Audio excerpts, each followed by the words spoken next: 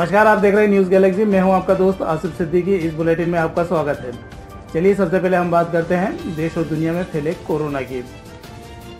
दुनिया भर में 1,70,000 नए प्रकरणों के साथ में कुल 3,43,21,000 लोग कोरोना से संक्रमित हो चुके हैं।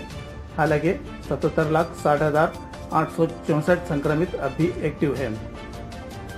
देश में 13,844 नए संक्रमितों के साथ में 63,68,000 कोरोना संक्रमित हो चुके हैं, जबकि 4,45,396 संक्रमित अब भी एक्टिव है। मध्य प्रदेश में 241 नए संक्रमितों के साथ कुल संक्रमितों की संख्या 1,30,000 से ज़्यादा हो चुकी है, जबकि 20,473 संक्रमित यहां पर अब भी एक्टिव है। निमाड़ में 53 नए संक्रमितों के साथ में 7,449 लोग अब तक कोरोना से संक्रमित हो चुके हैं। एक नई मौत के साथ कुल मौतों का आंकड़ा 124 हो चुका है, जबकि 809 संक्रमित अब भी एक्टिव है। खंडवा में 14 नए पॉजिटिव मरीजों के साथ में कुल संक्रमितों की संख्या 1547 हो चुकी है, जबकि खरगोन में 16 नए संक्रमितों के साथ में 3,361 लोग अब तक कोरोना से संक्रमित हो चुके हैं। बड़वारी में 19 नए संक्रमितों के साथ में कुल संक्रमितों की संख्या 1828 हो चुकी है। बुरहानपुर में 4 नए संक्रमितों के साथ में कुल संक्रमितों की संख्या 713 हो चुकी है।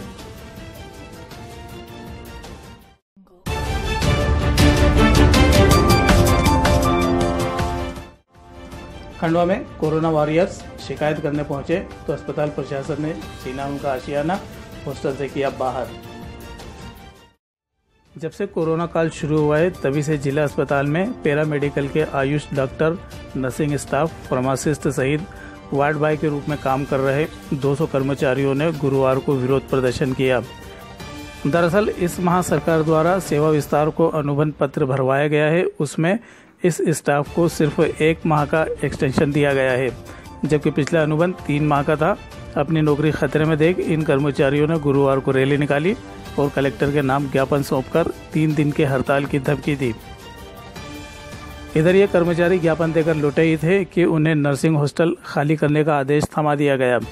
इसके बाद अस्पताल में जमकर हंगामा हुआ। भारी हंगामे के बीच इन कर्मचारियों को 1 घंटे तक हॉस्टल के बाहर ही रहना पड़ा। काफ़ी देर बाद अस्पताल प्रशासन ने हड़ताल की चेतावनी वापस लेने की बात पर इन्हें हॉस्टल में रहने की अनुमति दी।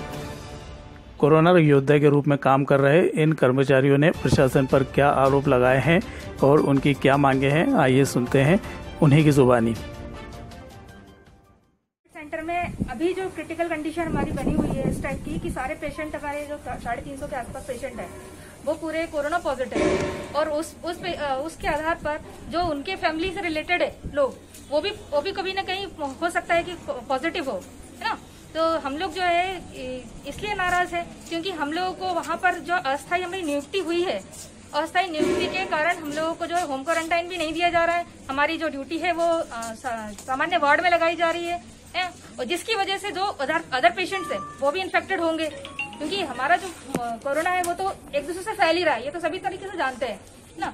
तो इस वजह से जो है हम लोग को क्वारंटाइन नहीं दिया जा रहा है, अस्थायी नियुक्ति की है हुई है। हमें अस्थायी की जगह हमें स्थायी किया जाए, हमें अस्थायी नियुक्ति नहीं चाहिए, स्थायी चाहिए। हम सभी चाहते हैं कि हम लोग स्थायी रहे यहाँ पे, और हमारे अलावा अगर हमें सिर्फ 1 महीने का मौका दिया गया है, 1 महीने के बाद हमें निकाल दिया जाएगा, तो ये कहाँ का न्याय हुआ। हम लोग जो है अपनी जान में जोखिम डाल करके, हमने अपनी पूरी फैमिली को जोखिम में डाल के यहाँ ड्यूटी कर रहे हैं, तो इसका मतलब ये थोड़ी है कि हमारा कोई अस्तित्व ही नहीं है। 6 घंटा हम पूरा पानी नहीं पीते हैं, पूरा नील रहते हैं, उसके अलावा हम खाना नहीं खाते पूरा 6 घंटा, किट पहन के पूरा हम लोग इतनी गर्मी में रहते हैं, हम पूरा पसीना पसीने से पूरा नहा चुके रहते हैं। यहाँ तक कि हम घर में भी जब भी जाते हैं तो हम लोग घर में भी इसी तरीके से। आपकी जिंदगी पे क्या असर पड़ा इस कोविड की ड्यूटी का? क्या आपकी जो पहले लाइफ थी वो उसमें क्या चेंज आया है? बहुत सारे डिस्टर्बेंस आ गए हैं, जैसे कि हमारे बच्चे भी, हम बच्चों के ऊपर भी उतना ध्यान नहीं दे पा रहे, क्योंकि हम खुद ही इतने डिहाइड्रेटेड होते हैं कि हम अपने आप में खुद ही फिजिकली अनस्टेबल हो गए हैं कि हम अपने शरीर पे ध्यान दें, कि हम अपने बच्चों पे ध्यान दें या हमारी फैमिली पर ध्यान दें। तो हम क्या है, जैसे अब घर भी जाते हैं तो रात के 2 बजे ड्यूटी पे जाने के बाद में अपने पूरा वॉश होते हैं, तो रात में वॉश हो करके फिर घर में जाना, तो रात के टाइम पे अगर कोई नहा रहा है तो उसके लिए कितना अनसेफ है।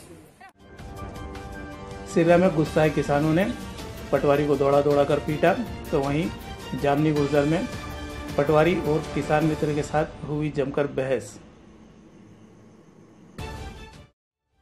मुख्यमंत्री किसान सम्मान योजना के तहत फॉर्म नहीं भरने पर गुस्साए ग्राम सिर्रा के किसानों ने पटवारी सुनील पटेल को पूरे गांव में दौड़ा कर पीटा। किसानों का आरोप है कि पटवारी को पिछले एक सप्ताह से गांव में बुलाया जा रहा था, लेकिन वे यहां आने में आनाकानी करते रहे। वहीं पटवारी पटेल ने बताया उनके पास 2 गांव का प्रभार है। 4 दिन से सर्वर डाउन होने से फॉर्म नहीं भर पा रहे थे।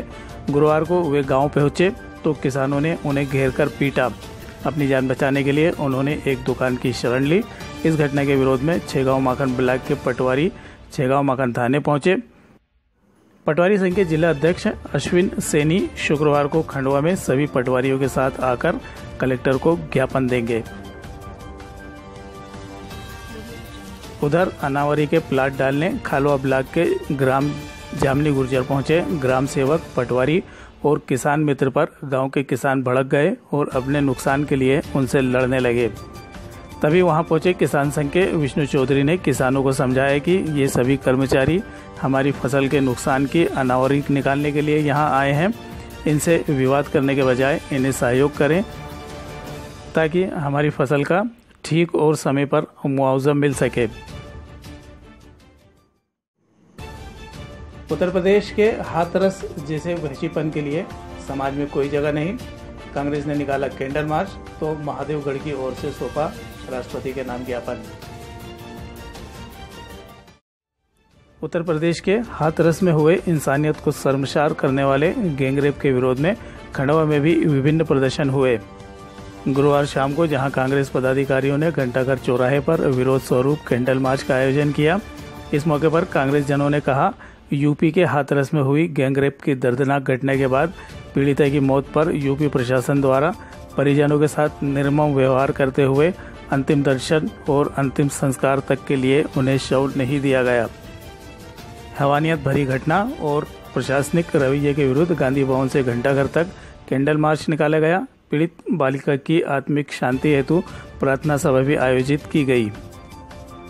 इससे पूर्व दोपहर में महादेवगढ़ से जुड़े अशोक पालीवाल और सदस्यों ने कलेक्टर कार्यालय पहुंचकर राष्ट्रपति के नाम ज्ञापन सौंपकर निर्भया की तर्ज पर इस घटना के आरोपियों को भी सख्त सजा दिए जाने की मांग की। इस मौके पर बड़ी संख्या में समाजजन मौजूद थे। सरकारी कर्मचारी ही तोड़ रहे कोविड के नियम। न्यूज़ गैलेक्सी सिटीजन रिपोर्टर में देखिए आज संतोष निहारी की ये लाइव रिपोर्ट। कोविड-19 के नियमों का पालन नहीं करने वालों के विरुद्ध की जा रही कार्रवाई में रोज विवादों की स्थिति निर्मित हो रही है। गुरुवार को खंडवा हरदा मुख्य मार्ग आशापुर में पुलिस जवान विनोद साहू और शिक्षक मंडलोई व पालवी द्वारा चालानी कार्रवाई की गई। यहां से बिना मास्क के गुजर रहे लोगों को जब पुलिस ने रोका तो कईयों ने अपने पद का हवाला दिया। इनमें देवास में ट्रैफिक पुलिस में पदस्थ होने का हवाला देते हुए एक युवक ने बिना मास्क होने के बावजूद चालान नहीं कटने दिया। न्यूज़ गैलेक्सी के सिटीजन रिपोर्टर संतोष निहारे ने इस पूरी घटना को अपने मोबाइल कैमरे में कैद किया। निहारे के अनुसार कई अन्य ऐसे कर्मचारी देखे गए जो बिना मास्क के घूम रहे थे और पुलिस व शिक्षकों पर हावी होने का प्रयास करते रहे।